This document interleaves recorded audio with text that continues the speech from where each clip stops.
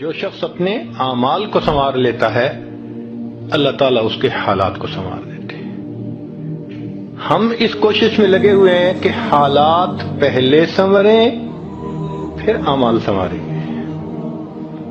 آپ بات کریں دوست سے، بھئی آپ مسجد میں نظر نہیں آتے، کچھ کاروباری حالات ٹھیک نہیں، ٹھیک ہو گئے تو میں مسجد میں آؤں گا۔ یعنی ہم چاہتے ہیں حالات پہلے ٹھیک ہوں، اعمال بعد میں ٹھیک ہوں گے۔ کیسے ترتیب الٹ سکتے ہیں ہم؟ چنانچہ جسے دیکھیے وہ اسی کوشش میں لگا ہوا ہے کہ پہلے حالات ٹھیک ہوں، بعد میں اعمال ٹھیک کریں گے۔ تو ترتیب ہی الٹی ہم کرتے پھر رہے ہیں۔ اعمال کو جو شخص سنوار لیتا ہے اللہ تعالیٰ اس کے حالات کو سنوار دیتے ہیں۔ اعمال بگڑیں گے، حالات بگڑیں گے۔ جب کہا میں نے کہ یا اللہ تو میرا حال دیکھ، حکم آیا میرے بندے نام اعمال دیکھ۔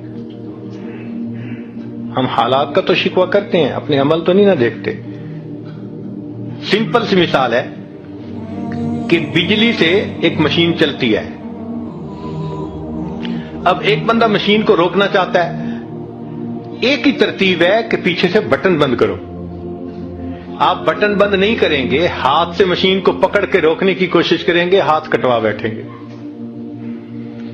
سارا دن زور آزمائی کریں گے، مشین کہاں رکے گی؟ تو عقل مند بندہ مشین کو پکڑ کے نہیں کھڑا ہوتا، وہ سوئچ کو بند کرتا ہے۔ حالات کا سوئچ اللہ رب العزت کے ہاتھ میں ہے۔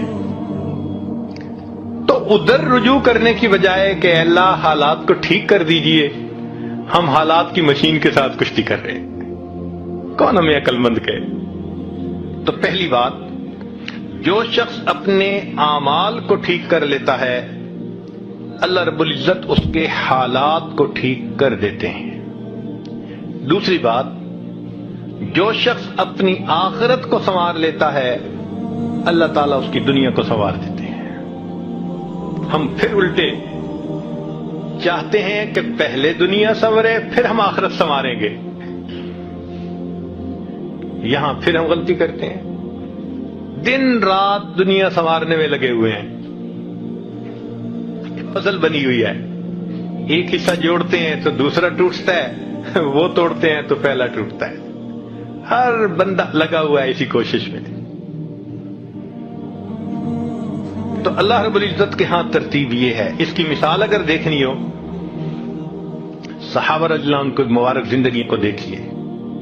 انہوں نے اپنی آخرت کو سنوارا، اللہ نے اس کے نتیجے میں ان کی دنیا کو سنوار دیا۔